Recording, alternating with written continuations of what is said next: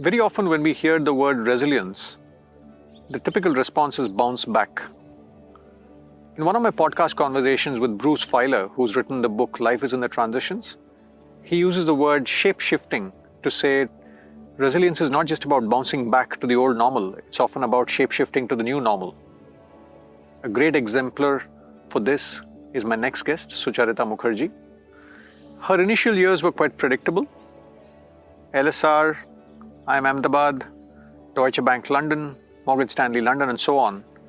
But when she faced a significant personal upheaval in 2008, she came back to India and joined IFMR and was the first CEO of IFMR Capital. IFMR Capital subsequently became Northern Arc, which went IPO recently. She's now the CEO and co-founder of Kaleidofin, a FinTech, which makes affordable finance possible for millions of Indians.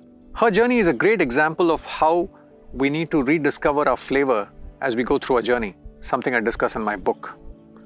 Pay particular attention to how she's gone on an inner journey over time and how she juggles her multiple responsibilities, including 3 startups, one being Kaleidofin and 2 being 2 young daughters that she is raising. Without further ado, let's dive into the conversation with Sucharita Mukherjee.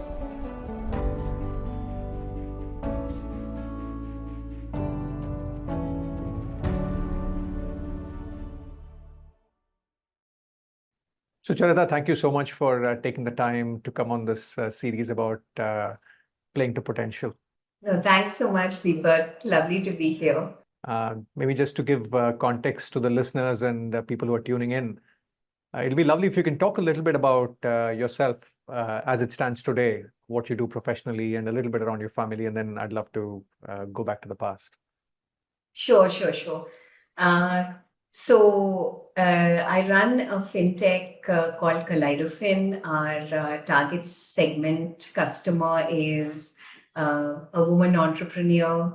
We're giving the woman means to fulfill her business goals, her family's goals by using finance as a really important tool to empower her, and we believe the entire family as well. So we are a B2B2C platform, and we essentially reach out to our customers through many channels like microfinance institutions, cooperatives, and essentially connect the large banks, mutual funds, lenders to this very, very important customer base. Got it. And when you say women are the primary focus, are they, or they are the only customers? You don't have men as your customers, just to clarify. No, we do have men as our customers as well, but we do design our products and their features, for example, confidentiality, or even assistance, more local language support, voice support, etc., which we found through market research is much more required to get people onto that financial journey. We do design specially for women, but we do have male customers as well. Got it. And in general, I would say the focus is on the informal customer segment, which is about 90% of India today. And do you want to define that when you say informal? Is there a certain definition to the informal sector? Yeah.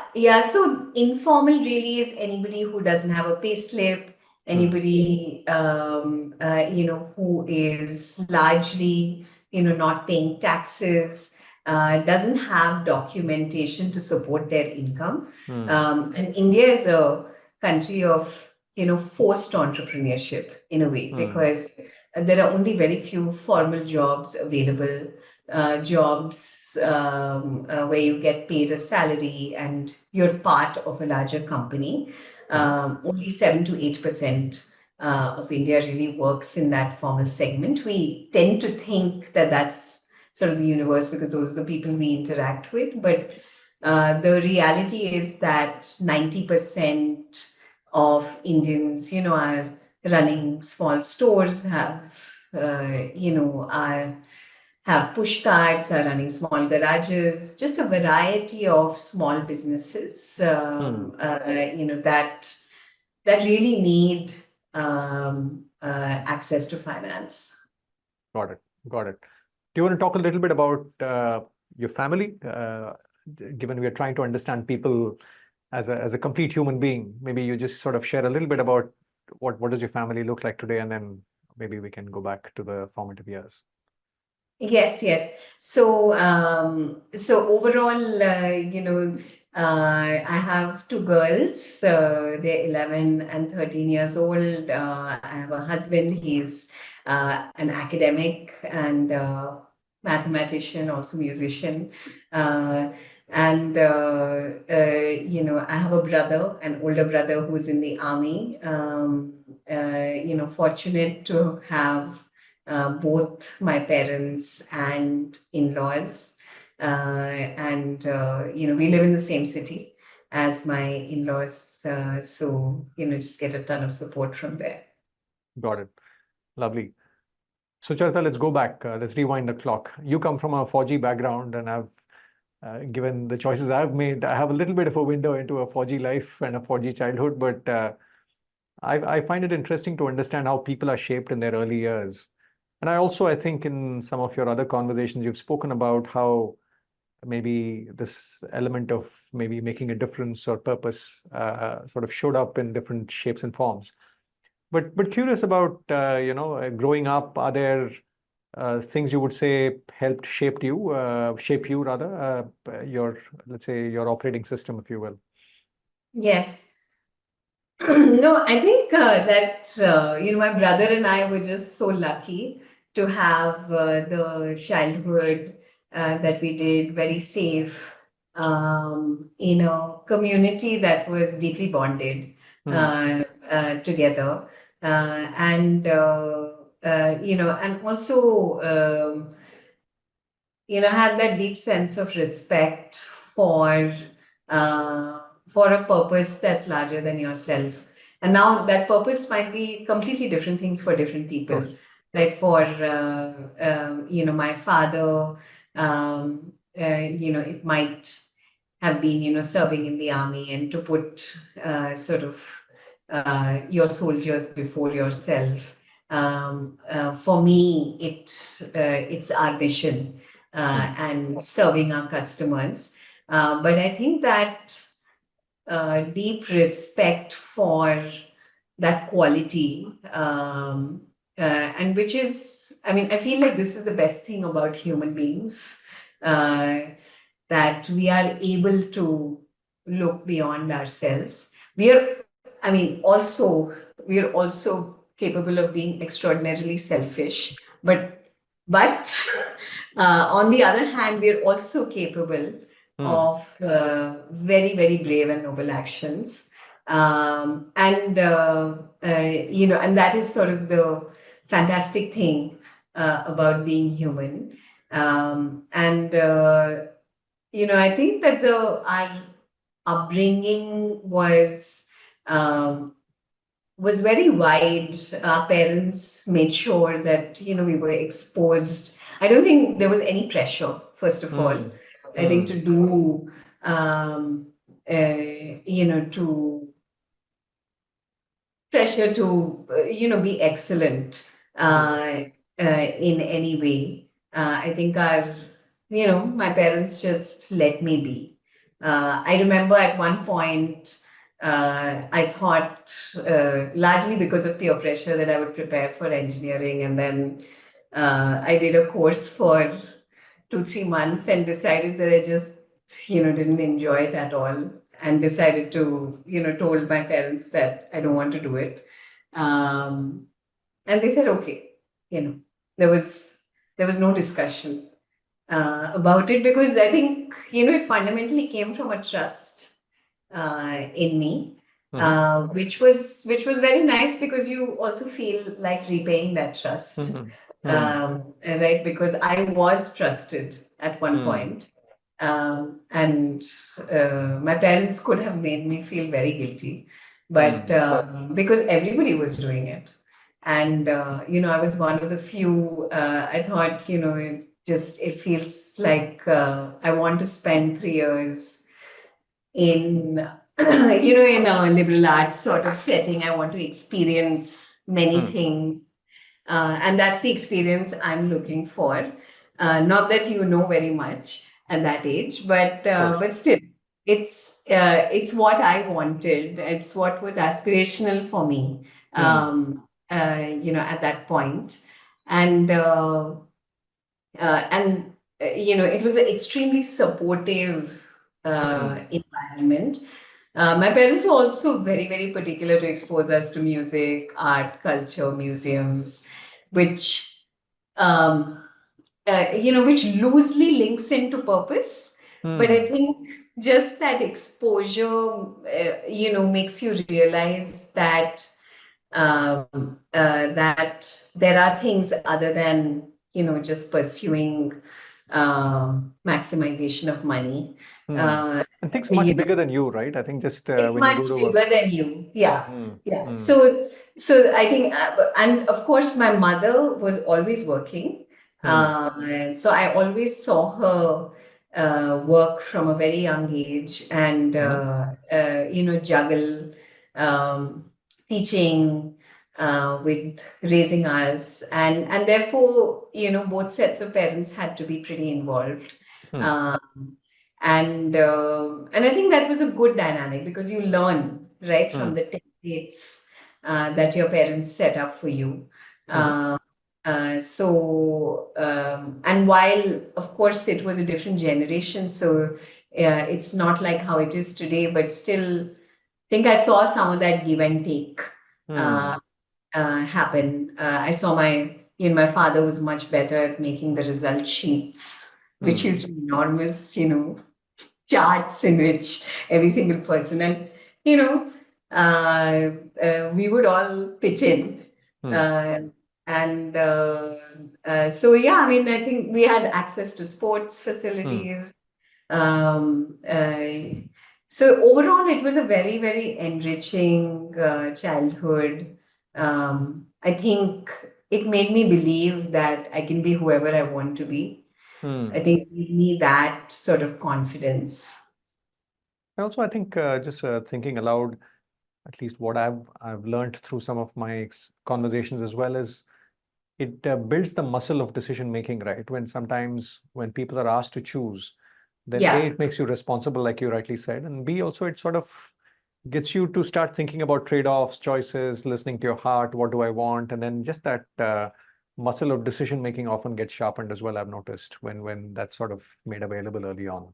true, true. So true. We sort of grew up in a time where job opportunities were not obvious, Hmm. and especially not after,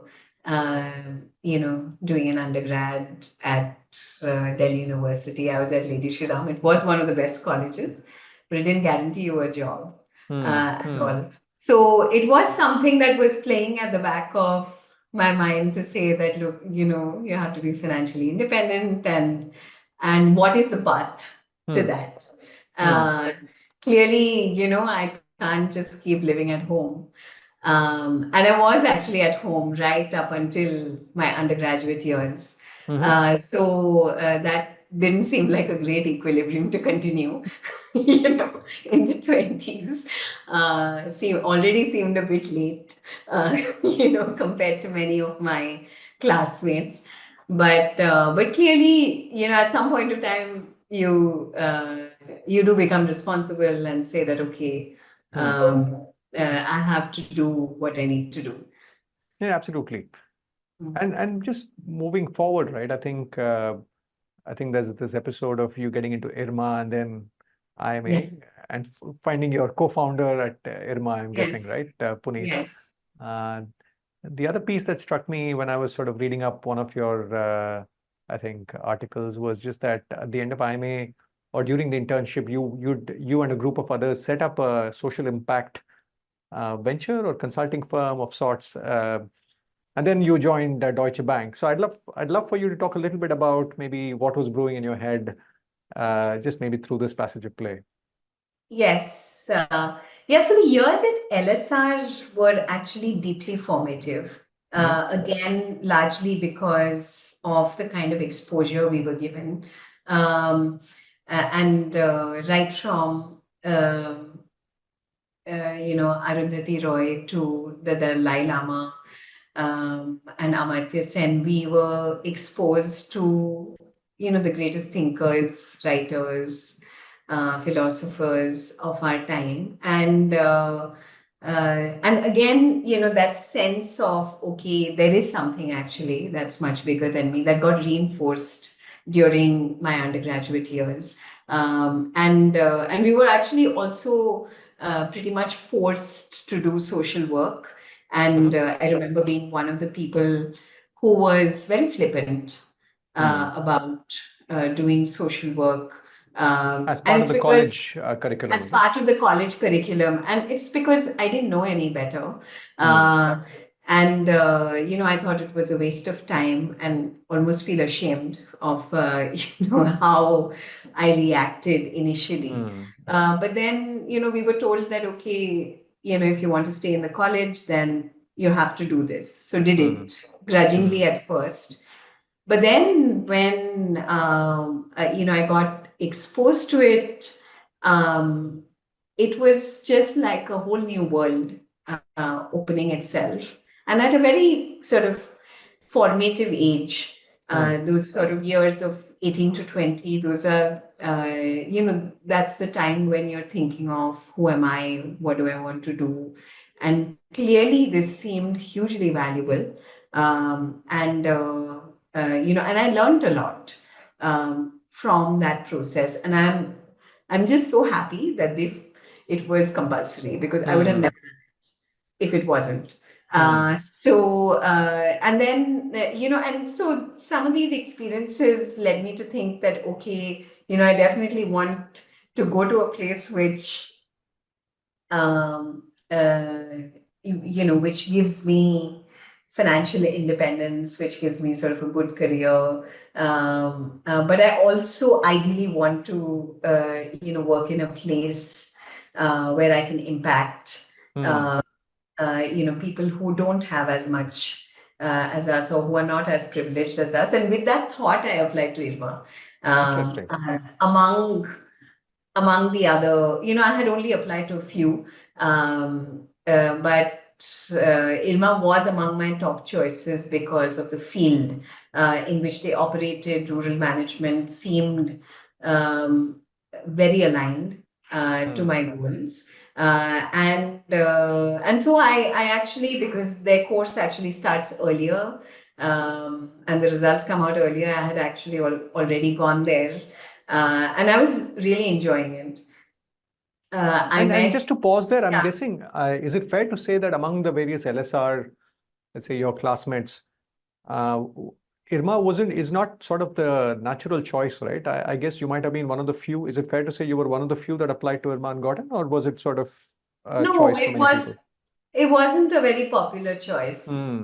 Um, Hmm. it was, everybody knew IRMA was a very tough course with a lot of field work. You had to stay, Hmm.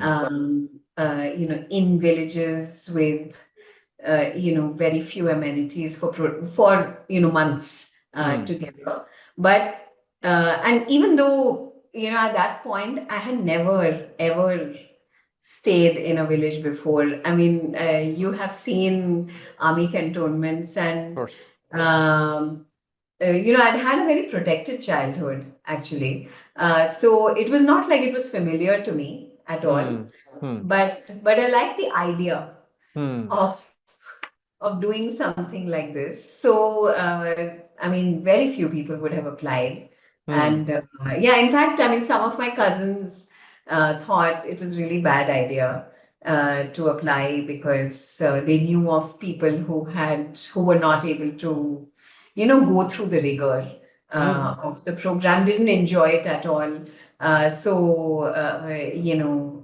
were several people dissuading me for sure, but somehow it just felt right Yeah, as a absolutely. If I choice may for me. share, when Kamini, who you know well, she talks about her stint in Chamarajnagar after her social work when she was working in Karnataka and Chamarajnagar. She says it's quite different from an army cantonment, right? Just in terms of where you get your Yeah, food, the quality of the amenities, the home you live in, etc., etc. So got it.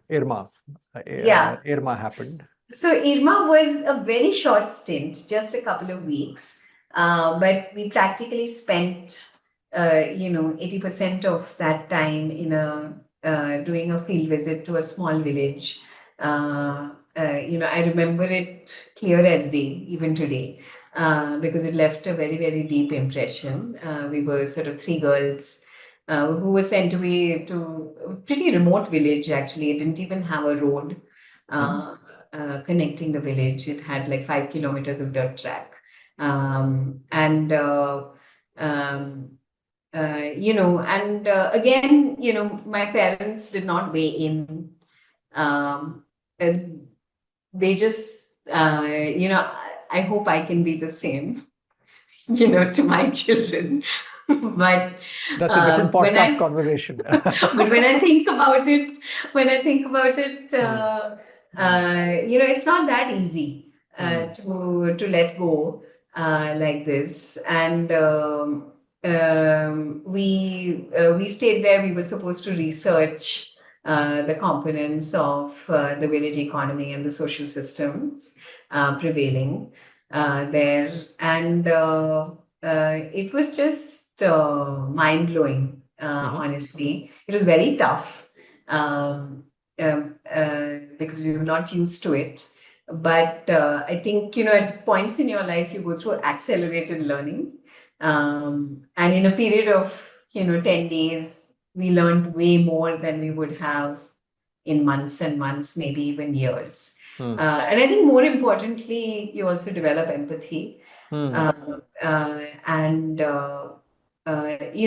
you realize that everybody is, doing the best they can, is pretty smart Hmm. given the resources they have available. Um, you learn not to be condescending as well, because they're doing probably a much better job than you would have because they know more Hmm. than you. You can see men working, women working, uh, uh, you know, throughout the day, working Hmm. so hard. So to For their families essentially and for their businesses, but ultimately for their families. Um, and it was a very beautiful experience. And there was lots of drama, uh, but uh, but also I think one of the wonderful things that happened in Irma was that I actually met two of my co-founders. One is Bindu, uh, who was a co-founder at IFMR, and the other is Puneet, who's a co-founder with me at Kaleidofin. Wow. And it's not like we had a bond back Hmm. then. Hmm. Weeks was just too short. Um, but I think we knew we cared about the same things, Hmm. and that's why we were there. Um, and I actually got to know them much later Hmm. when I met them again. But I guess it wasn't a surprise that our paths crossed again, because at that point, then I got admission into IMA, and Waitlist number one, uh, right? If I remember right. I remember you saying. yes, Wow. yes, yes. Got, got it. Uh, Exactly. So, and I was trying not to think about what would happen because I'd settled in beautifully. Do Uh, they give you a letter? I mean, do they tell you that you're waitlisted and there's a chance that you might make it? yes, So keep your yes, options yes, open. Okay. yes, you do. Okay. And Yeah, and I think I wasn't thinking about it the moment I Hmm. came to IRMA. I wasn't thinking so much about it because I was really enjoying it. Hmm. So I thought that okay, वो तो It's not real till it comes. Huh? Correct. हाँ, let's not deal with it at this point of time. अभी I'm enjoying this experience and I love it. So I was very happy with where I was. Um, but my parents called and said that okay, this letter is here, and again, they of course assumed that I would choose IMA, but I think what they had not anticipated was the degree of angst it would cause, Mm-hmm. inside me. So, which was very visible, when I was talking to them, and when my father finally came to help me move Mm-hmm. from, I mean, within Gujarat, from Anand to Ahmedabad. It was just a short drive over. But I remember them, again taking the pressure off to say that, okay, you know what, you do whatever you want. You clearly seem to be very upset about Mm. leaving this place, so it's fine. It doesn't Mm. matter. Mm. And just do what you want. But I myself felt a lot of pressure, Mm. and I felt like I might be missing out this opportunity to uh, to just be with some of the best people, Mm. um, and I might never know what that felt like. Maybe I would regret it. So I went because on the back of these emotions, Mm. to say, I didn't go wholeheartedly I in hear a you. sense. So I wasn't just like, oh, wow, great, I got into IMA. Fantastic, let's go. That wasn't my emotion at all. And I remember when my father came over to, help me pack up and things like that. Uh, you know, I just howled, when I left, Mm. in a way that I even surprised myself. I had no idea I was going to feel like that. And Mm. my father was a bit sort of taken aback and was, trying to figure out what to do. But I was still clear that I did want to go, uh, Mm. even though with a heavy heart. So I left with a heavy heart, Got it. and I thought that it was the right call. It was sort of like a mind decision. Mm. Mm. Rationally, um, I figured that this is a good experience. I might regret it later, and therefore I went. But I had a lot of regret, Mm. when I left. So it was an interesting sort of way uh, to come to IMA, Got it. Got it. And also maybe and because of yeah, the sequence of events, right? correct, Had you not spent the 2 weeks, maybe the emotional attachment might have been lower. But the fact that you immersed yourself and then this came through, I guess correct. that makes it a little harder, I guess. Yes, yes, yes. And it's surprising to see how fast you can Hmm. form bonds, Hmm. or just in a sense, when something resonates fully, Hmm. um, with the conception of who you are, I think it's just that much harder. Hmm. So it was interesting, but I think life is about hard choices, and it was, I guess, my first hard choice, Hmm. uh, Hmm. probably my first hard choice Hmm. uh, in my life. I didn't have that many choices to make before that. Hmm. Uh, And it's interesting as you rightly say, for a lot of people, including me, IMA is never seen as a hard choice. For me, actually, it was actually going for a master's in the US or IMA. So from that perspective, it was a hard choice. But I guess, yeah, what is a hard choice is contextual. I hear you. And then fast forwarding, Sucharita, IMA, maybe if I may, in the interest of time, IMA, of I course. think Deutsche Bank. Um, I think I'm curious about, I think Deutsche Bank to IFMR. I think again, it's a it's a non-linear transition, right? Can you talk a little bit about that passage of play? Yeah, no, definitely. I think uh, Deutsche Bank um, uh, was honestly a great place to learn a lot. Worked with very smart people, and however, the culture of the place, um, and I would say investment banks in Hmm. general. I don't think one is that different from the other. Really bothered me. And uh, I didn't find myself thinking that, okay, uh, I look up to my boss or my boss's boss or anybody, not because they weren't smart, they were actually exceptionally smart. But I think our value systems just didn't align. And when you're quite junior, it doesn't come up. But as you spend a little bit of time, that friction starts to show up. And I was feeling that sense of emptiness, that I was going through the motions. Everybody thought that I was doing a great job, I was in a great position, but somehow I just didn't think that myself.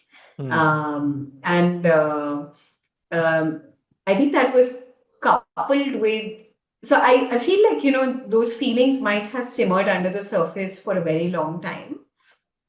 But what precipitated that non-linear move was, a very deep personal crisis that I went through. Very serious relationship ended around that time, and and suddenly, I realized that that void was just intolerable in a way. And I didn't, it's somehow like, I guess if you have an anchor in your life, even if work is like 50% of what it should be or 40%, it's still all right. But when you take that anchor away, and then you're, left with this 40-50%, then you're thinking, okay, what am I doing with my life? My personal life has just come crashing down. Work is also, I'm not happy with what I do at work. So why exactly am I doing what I'm doing? So I think all of those thoughts, came together, and what I did actually around this time was just explore. So I'd love I for you to just, expand on yeah, that because, in a yeah. way, I'm curious about there were many pathways you could have chosen, right? I'm curious about just that, let's say, moving on from that phase of life, and you decided to move out of London as well at that time. Yes. So I'd love for you to maybe talk a little bit about just that exploration. What all, how long, where all did you look? Yeah. So it was long actually. I think almost 2 to 3 years. Mhm. And there wasn't a single eureka moment.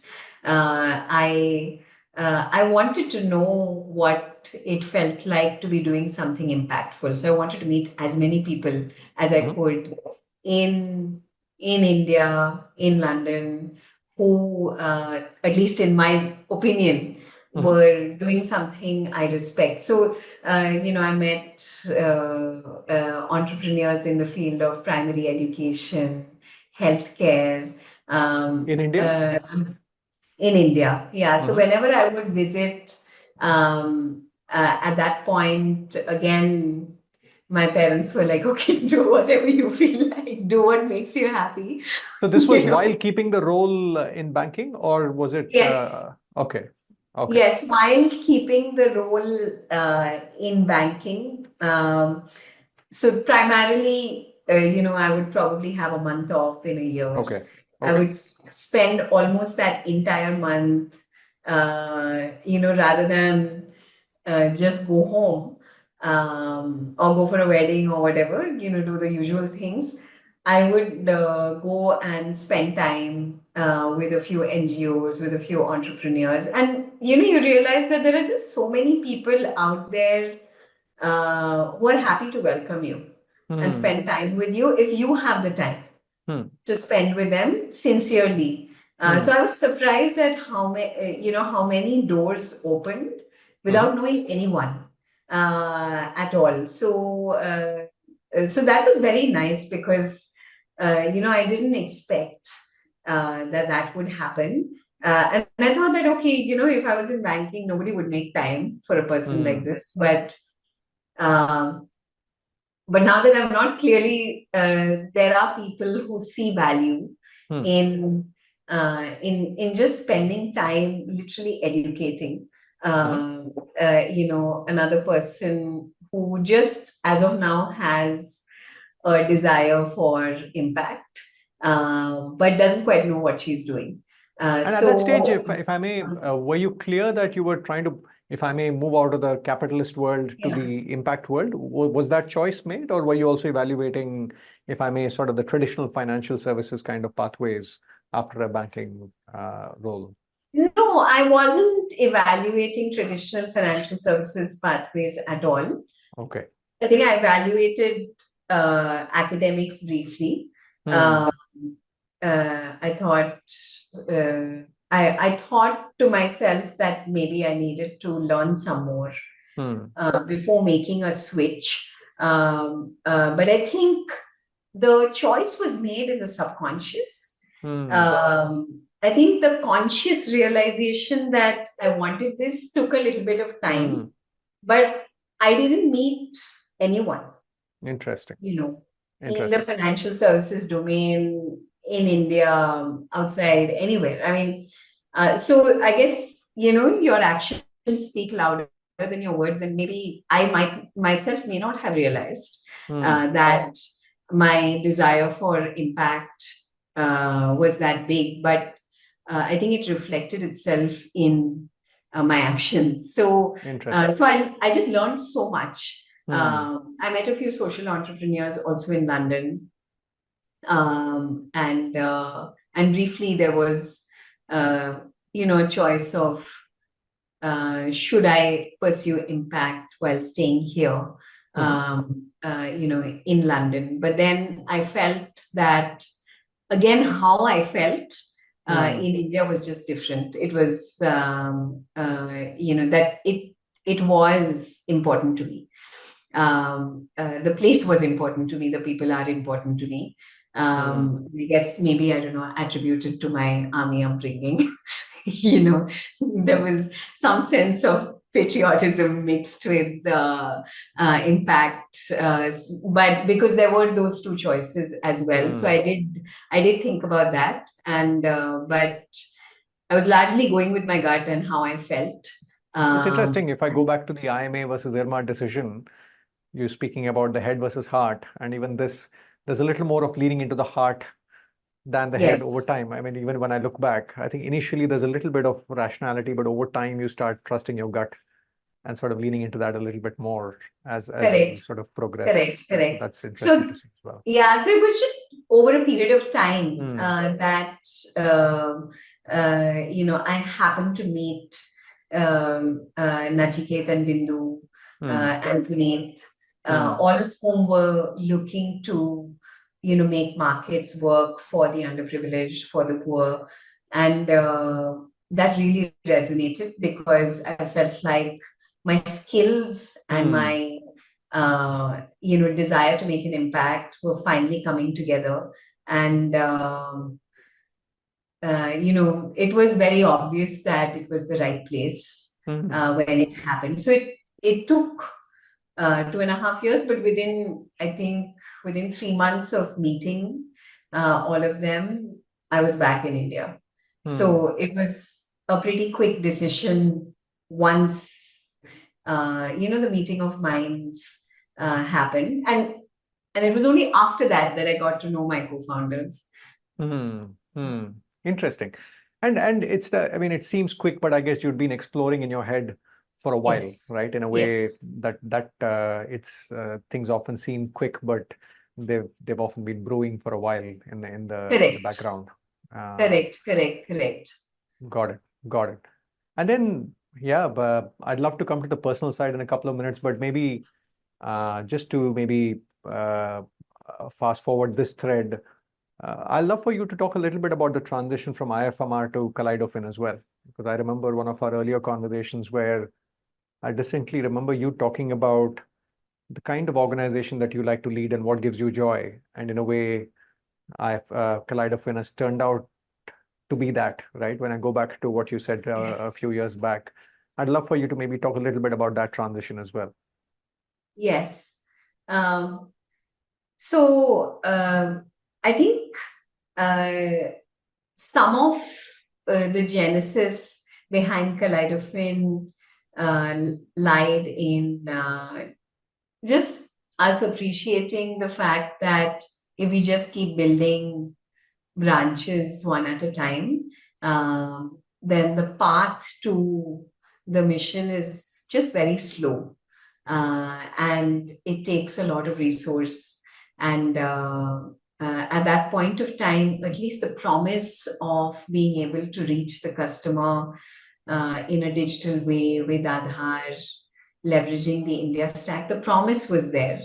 And when the two came together, I thought to myself that there could be a better, a different scalable way of really leveraging tech and data science to empower customers, empower institutions as well, because fundamentally a lot of these institutions don't have the tech and data science capabilities that they need to in order to be providing better financial products to their customers. So I think part of it was very much head, and part of it was around. I feel like I'm at my best when I'm building anew, when I'm taking an idea from 0 to 100, and working with smallish teams, knowing everybody, and in my head that was sort of the sweet spot. And I felt like Kaleidofin, just given the way we were envisioning it as a tech data science hub, could be that. It's it doesn't need to scale linearly to the number of customers or the amount of portfolio. It could be an organization that, even when we are impacting 100 million people, could still be fairly small. And it lends itself better. When you're running a branch operation, you cannot. It's a services play to a product play, right? Which is a very different business model and a very different people scale model, right?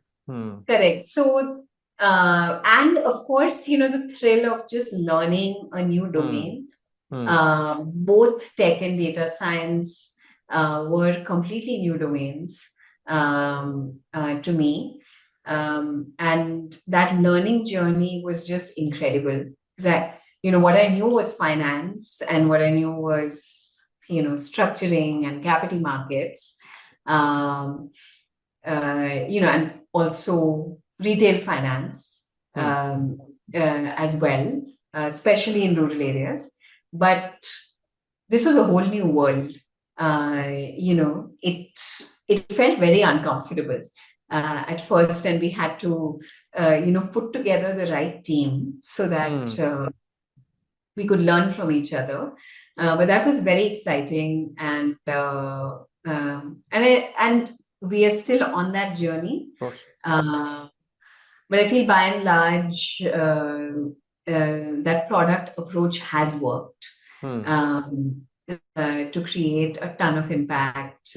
We could have not imagined that a product like Score will make like $2 billion of funding available to small entrepreneurs. Wow. And it's not possible to do if you're not using a product frame. It's just impossible, almost impossible to pull off. So I think just the amount of even personal learning that I've got from this journey, I'm very, very thankful for. And of course, I think it's great to put yourself outside your comfort zone. I think when you're starting to get very comfortable is the point at which you probably need to look for something new. I mean, I'm glad to say that, I'm still not in my comfort zone. Yeah, Yeah. lovely, yeah, lovely. So, Uh, Lovely.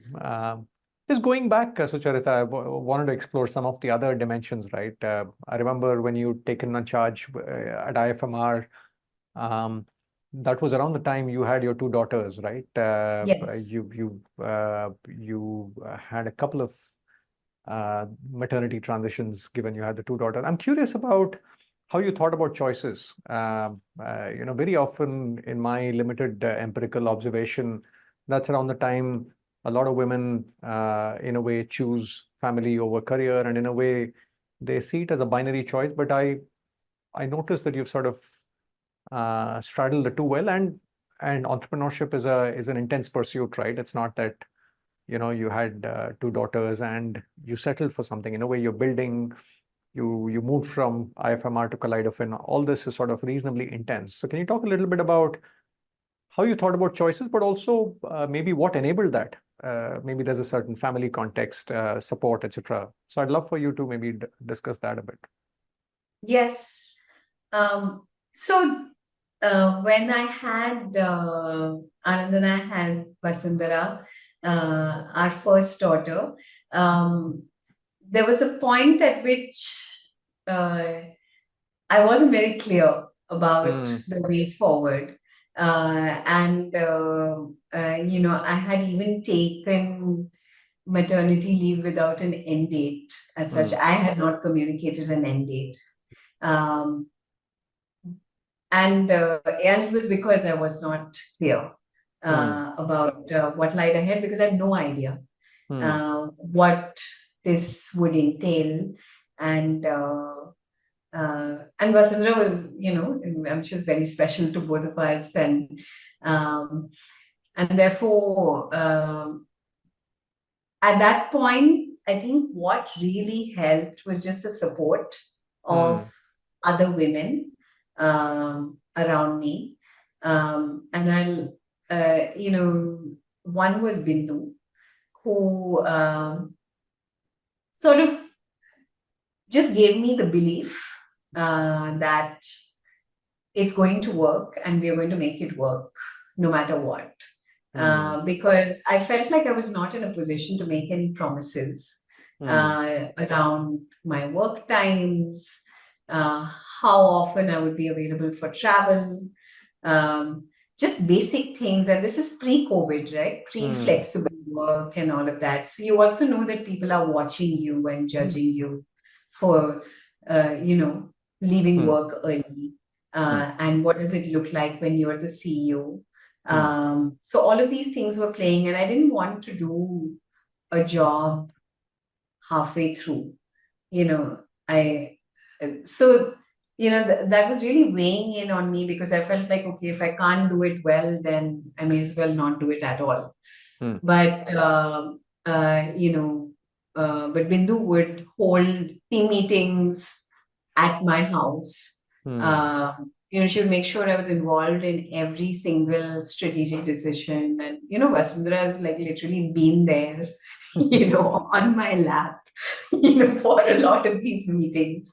And, uh, and also, I'd like to actually, I remember Dave, who was also one of the Yes. co-founders at Yes. IFMR, 2, 3 years ago, he was a very hands-on father, Hmm. and he would bring his son Cyrus along. And Hmm.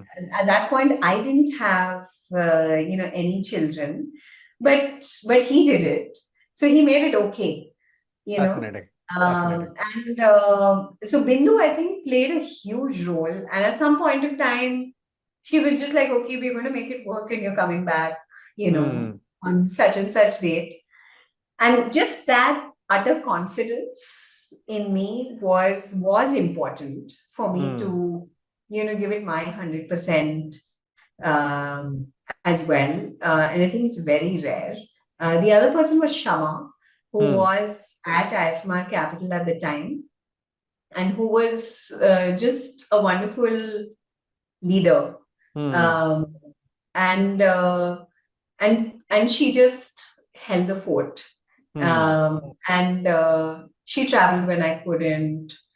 She just sort of stood by me throughout. And I would say these two women made it possible for me to come back. And yeah, I'm not sure what it would be like without them. I always feel like, I've been fortunate to find just these people in my life who make things possible when otherwise you would think otherwise. By the time I had Geetanjali, I was very clear that I wanted to get back to work. I knew it was possible as well. And then I think at that point, infrastructure also made it possible. So, actually, I had another friend who had just opened a daycare. I felt like, and her child was going there. So I thought that, okay, if her child is going there, then, so Geetanjali joined daycare at 9 months. And, I started work with that sort of backup. And of course, throughout the period, my in-laws, Anand, my husband, were just like bricks. They were fully involved. Vasundhara was the first grandchild in the family. So in a sense, there were many, many people, who were volunteering to take care. And I think I just took it all. I said yes to everyone. Got it. Yeah, I think you're right. The environment plays such a big role, right? I think you need to sort of ensure that you have that backup when you lead this life. Got it. I think moving to a different theme, Sucharita, I think one of the things I talk about in the book as well is about having space for what you truly love. Right? I think some people are lucky, they're able to find what they love in what they do as their profession. Otherwise, some people look for it in some of their other pursuits like hobbies, etc. Can you talk a little bit about how you've found space for what you love, and maybe what element of the work, for example, really, and the barometer being what gives you energy, right? What really, yeah. So I think I do love my work. So I think I'm one of those fortunate people. But there are parts of my work that I love more than other parts of my work.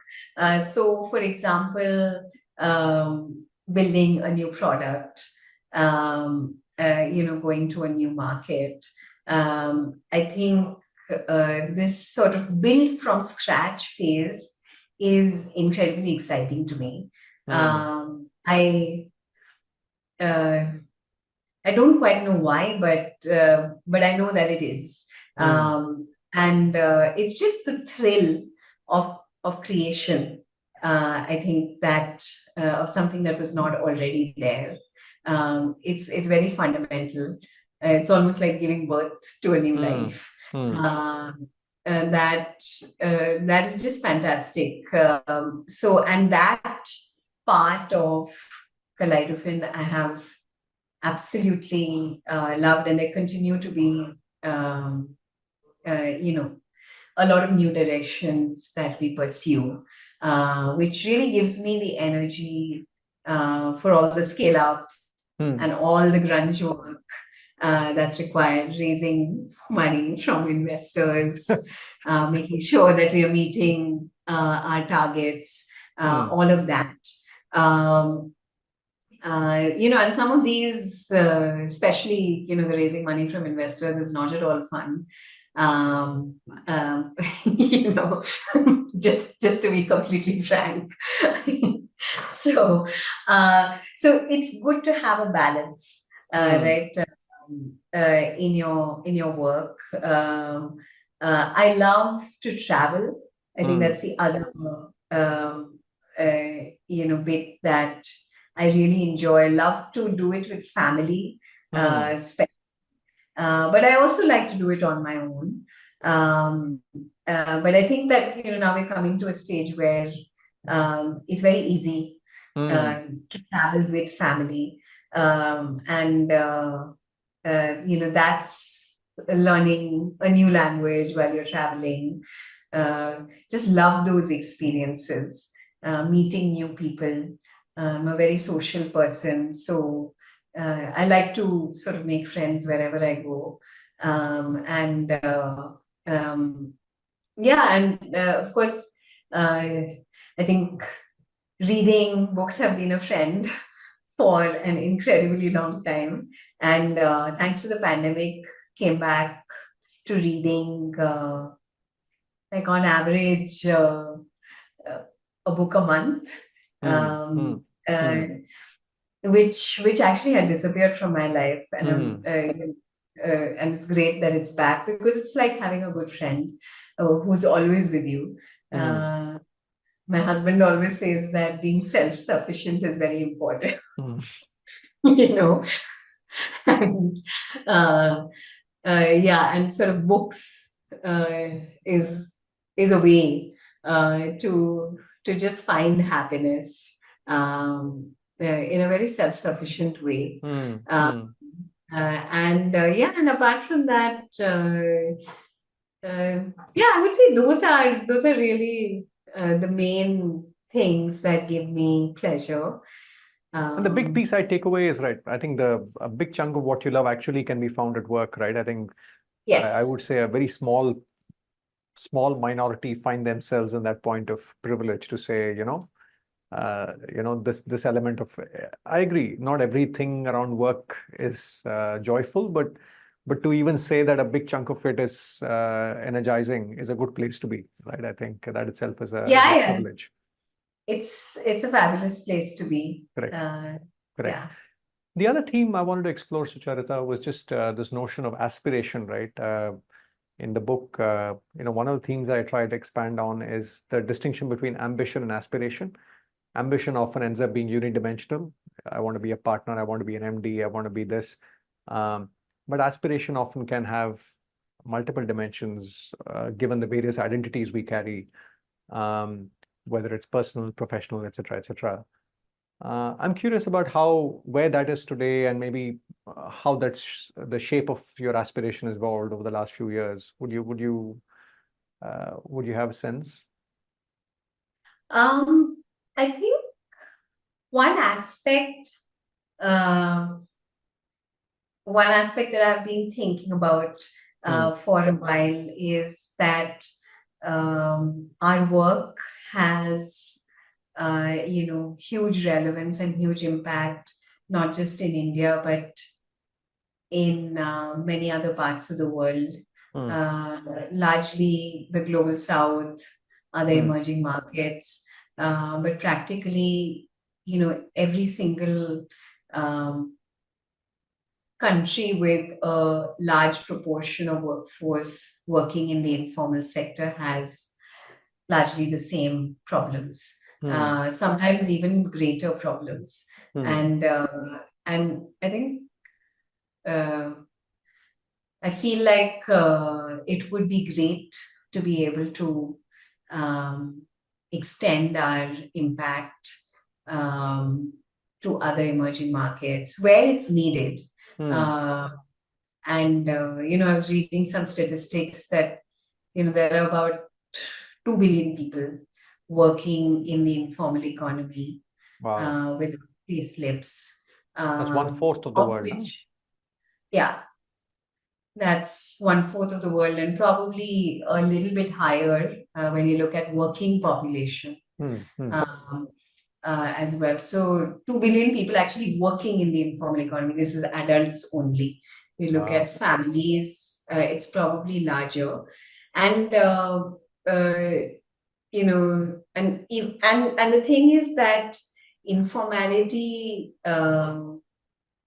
is a growing trend even in the Western world. So when you look at countries like the US, many jobs have been Uberized and have gone from formal to informal. So it's actually a very significant trend. But giving people ways in which or the tools that they need to deal with this informality, because with informality you get flexibility, but you also get huge amounts of volatility and huge amounts of uncertainty. And how do you cope with this when you actually have fairly fixed obligations in terms of family and your responsibilities, rent, etc. Just your life has many fixed obligations. So so that is definitely an aspiration. I do think that there are bits to do and contribute on just the operational side, which could be done via Kaleidofin. But there are also other parts like enabling digital public infrastructure, enabling regulations that make this happen faster and needs to happen faster. I feel like also a lot of what we are experiencing today in terms of unsustainability, unsustainable lifestyles, unsustainable enterprises leading to climate change, also stems from this deep inequality, which, as you know, has increased tremendously over the last decade. But the infrastructure, regulatory, digital, as well as operating companies that can provide these tools, none of these are making as much progress. So it feels like this is a place to do much more in. But would love to brainstorm with with a bunch of people who have perhaps their feet in several different countries or continents. So certainly that aspiration is there. I think the other aspiration, of course, is to do with the family and the girls. Seeing them being able to follow the path of their dreams, whatever it is, at any point, and to give them enough exposure so that they make the right choices for themselves. They're at a point where I can actually talk about my work. It all makes sense now to them. And and not just my work, but in general, expose them to various issues so that then they choose what they want to do. But I think that this always this exposure has a funny way of coming back at some point of time in your life. And obviously you would want to achieve your first steps first. It's only natural. But sowing the seeds is important. It's a bit like you spoke about the subconscious, right? I think sometimes these things get buried in the subconscious, and as they make their choices, they may not be able to put a finger on this, but I'm sure it will inspire them to make choices with this in their subconscious as they move forward. Yes. And so I mean, hopefully with the impact can also fulfill the travel ambition side by side. Of course. I think the other theme I wanted to explore was about just staying relevant, right? I think when you briefly touched upon it, but you pick up a bunch of skills as a banker, then you move to IFMR, which requires a different set of skills. Then you set up Kaleidofin. One of the themes I'm exploring is how people invest in their intangible balance sheet. And that could be things like health, things like vitality, things like capabilities. So talk to us a little bit about just what's been some of the things you've been doing to nurture your intangible balance sheet. Yes. So I think this is incredibly important. Initially, I would say in my IFMR days, I would think very simplistically that the more you push yourself, the more you do, and the better it is uh, for you and the ecosystem. Uh, but as you grow older, you realize that your own health and well-being is very important um, because you're doing this for the long run. Yes. And you're not doing a sprint, you're doing the equivalent of a marathon. So you need to pace yourself.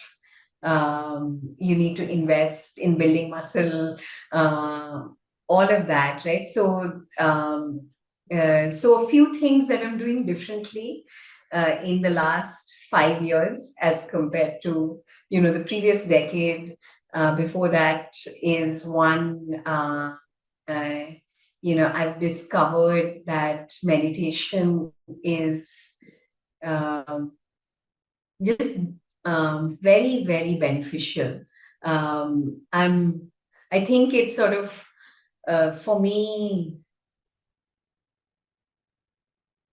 I'm wondering how to put it. It also connects you to your inner self. Those moments of quiet that you have enable you to think more clearly, have more energy, be more patient, with people, take a deep breath when things go wrong. So I think it's just life-changing in so many different ways, very small ways, actually. But I've incorporated a daily meditation practice. Is there a certain form of meditation you do? Maybe just to Yeah. understand. So just a mindfulness meditation. But I feel like I've also, been able to appreciate um, people with more spiritual leanings, only because you're somewhat exposed to it yourself, at least at the borderline, which is nice. It's nice to be able to understand someone else. I sort of, for many years of my life, I felt like I did not understand religion at all, or religion, spirituality, all of the above. But now I feel like I understand it a bit more, or at least appreciate it a bit more. And of course, I think fitness is incredibly important. You realize that you start creaking, you can't eat what you feel like, you can't put junk in your body, and your body is basically decaying after a certain age, and you have to make an effort. And again, just the rebound in energy levels that you see is totally worth it. It's hard. It's really hard to do, and I'm constantly finding it hard. But but I think there is a realization with taking small steps towards that. So and equally, I would say making time for things that you love, like reading, like traveling. Even those are, extremely energizing. And like I said, I think for a decade, I didn't read much because I was just so busy with work and family. And I think it's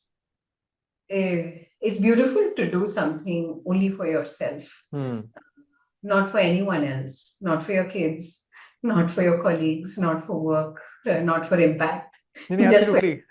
First, wear your oxygen mask, right? It's a yeah, simple thing, but it's so true.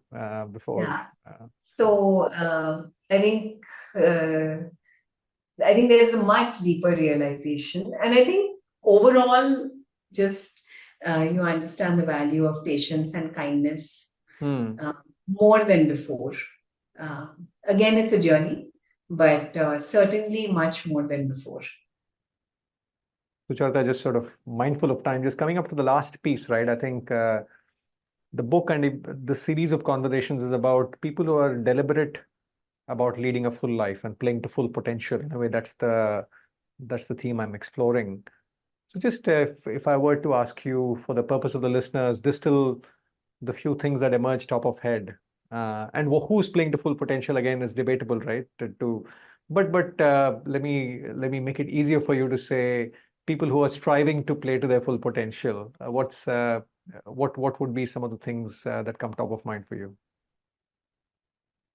Um, I I believe it's about sort of taking steps in the right direction. Mm, I feel like striving to your full potential is too often misconstrued as a eureka moment, and you might mm, find that it never came. mm, Um, I actually find that there are very few eureka moments. They just generally build over time mm, until you just know it. But it doesn't happen in one stroke of inspiration, largely. Maybe it does to a few, but I would be willing to bet mm, that you're much more likely to find it if you just keep chipping away in the right mm, direction mm, and stop looking for the eureka moment. mm, If it comes, great. And I think also uh, just a sense of respect for yourself mm, uh, and what you need uh, to do in order to function well for your work, for your family. Um, I think that at the base of it, if that is there, because the path is different for different people. Um, you'll do the right things, but I think that not treating yourself like a machine, mm, treating yourself with the respect that you deserve. I think very often just leads to better relationships, right? Because otherwise, uh, you could end up feeling bitter mm, or resentful. mm, And none of those feelings um, are going to do any good to the relationships that you're with. So I think just recognizing what you need to do to respect yourself fully is also required. Uh, yeah, and I think trust your gut. Uh, what you're feeling is far more powerful than your rational mind. So mm. don't ignore that. you know. Yeah, true, Uh, true. And what you feel is often accumulation of millions of moments of life, right? I think it's a culmination of micro experiences and correct. judgments and results. Got it. Lovely. Thank you so much for making the time, Sucharita. Sincerely appreciate it. I learned a lot, and again, it's inspiring when you meet people who, rather than treating life as series of either or, when you meet people who've sort of tried to manage the and across the various dimensions, it's inspiring. So clearly, you're one of them. Thank you for making the time. No, thank you so much. Uh, Entirely my pleasure, and I so thoroughly enjoyed this conversation. Lovely. Thank you. Two things struck me in this conversation with Sucharita. One is the point she makes about action often speaking louder than words. This is something that came up in my podcast conversation with Professor Herminia Ibarra of London Business School. And she says that very often we act our way into a new way of thinking rather than think our way into a new way of acting. The second thing that struck me was what she says about play to potential. She says that very often it's not one eureka moment, but it's a set of small things we do and set of micro choices we make that eventually helps us play to our potential. And suddenly you take these small steps and you realize that you've climbed a mountain. Sucharita is one of the 6 people we've featured in the book, Play to Potential, and we have videos on all 6 of them. If you're looking for actionable insights around doing inner work, shape-shifting from life quakes, and leading a multidimensional life, do consider picking up the book, Play to Potential, Lead a Full Life, Become the Best You. The details of where you can find the book is in the description section below. Thank you for listening.